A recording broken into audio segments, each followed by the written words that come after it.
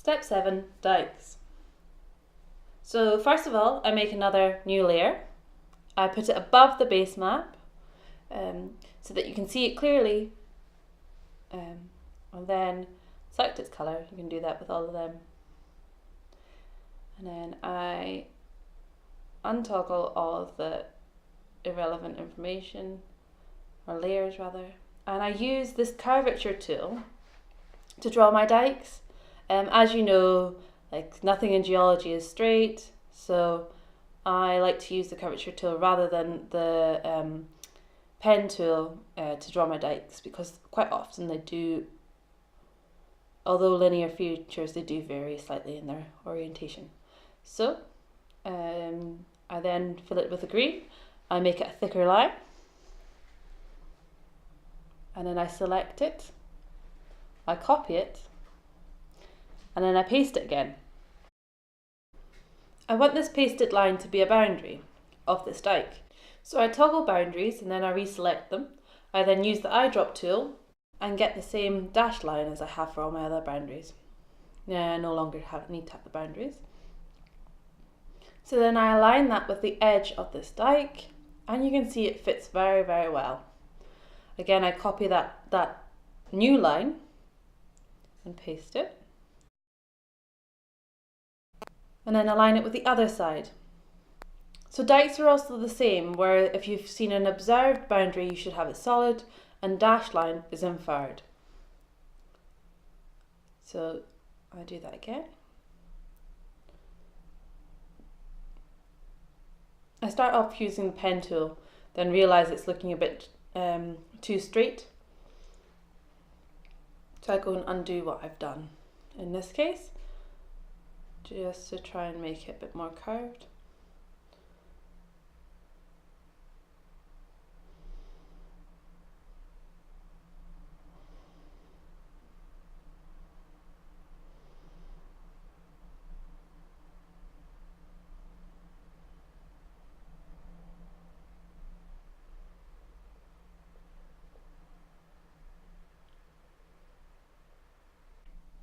Okay, so now that's done.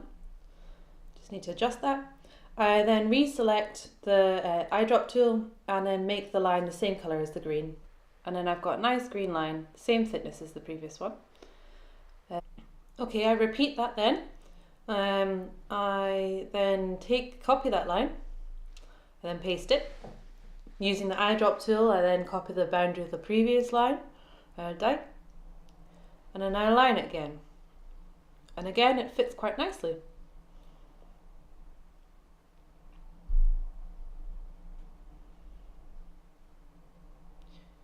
So although it looks like it fits the centre here, I do always like to check the ends just in case it's slightly off.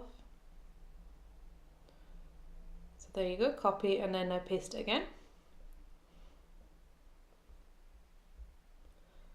And again, you can see it looks like it's more or less aligned, but it's way off at the end, so I need to drag it into the place. And see, now it fits much better. Okay, and for the smaller dyke itself, it's actually quite straight, so I could always use a line tool for this. And I just do the same process again, getting the 3 lines, one being green and the other 2 being dashed.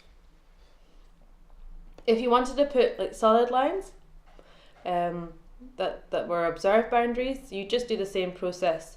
I mean, you could make the whole line solid if you observed the whole boundary, but likewise you could always do the kind of making incisions with the path eraser tool to select the areas that you want to say that were observed.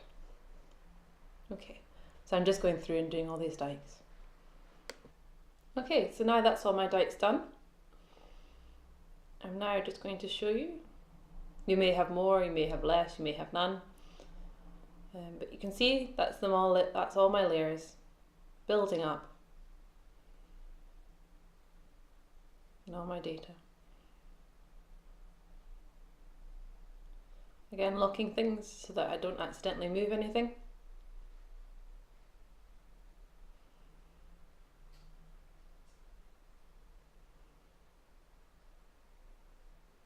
Okay, just to show you what I keep saying about putting your base map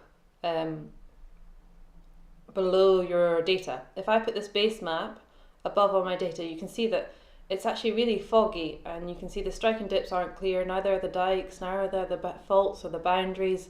So that's why it's really good to put them above your base map, but keep your lithologies below, so you can still see the base map, so your block lithology colours, that is. And then it just works so much better. You can really see that everything is very clear and visible. Okay.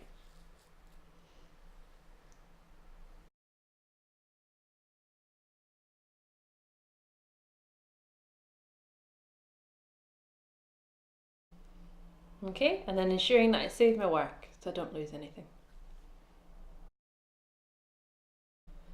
Okay, so some of you may have cone sheets, such as those that mapped on Ardmurchan or other igneous centres. So, for instance, I had them on rum. So I'll just show you how I quickly did them. Did them very similarly to Dykes. However, because they have such a dip on them, I wanted to indicate that as well. So again, for all my cone sheets, what I did, I kept them as a standardized size, just to make it easier and clearer on my map. So again, using the eyedropper tool, I then put the whole copy and paste thing of the line, eyedropper tool again to get the boundary line, and did that there, and then copy and paste that, and then align them both with the edges.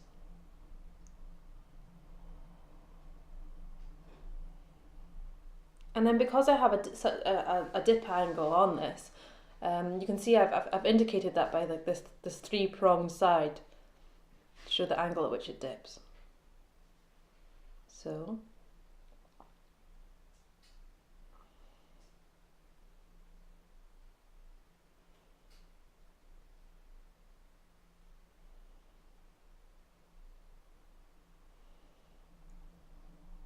using the line tool, I then make these lines, and then see this one I make a little bit too short, so I'm going to elongate that so it looks better with the other one. And then again, just like what I did with strike and dip, I put the data on, and then I did exactly the same with what I did with strike and dip, in the fact that I grouped that, and then I then do the copy and paste thing again, and changing the orientation on of the cone sheet as to which orientation I wish it to be, and then amending the number. So you'll see here on this one over here, I paste it, and in this case I didn't copy over the number, but the font's still standardized because it's what I just used. So then I just type in what's right. Okay, so that's how I did cone sheets.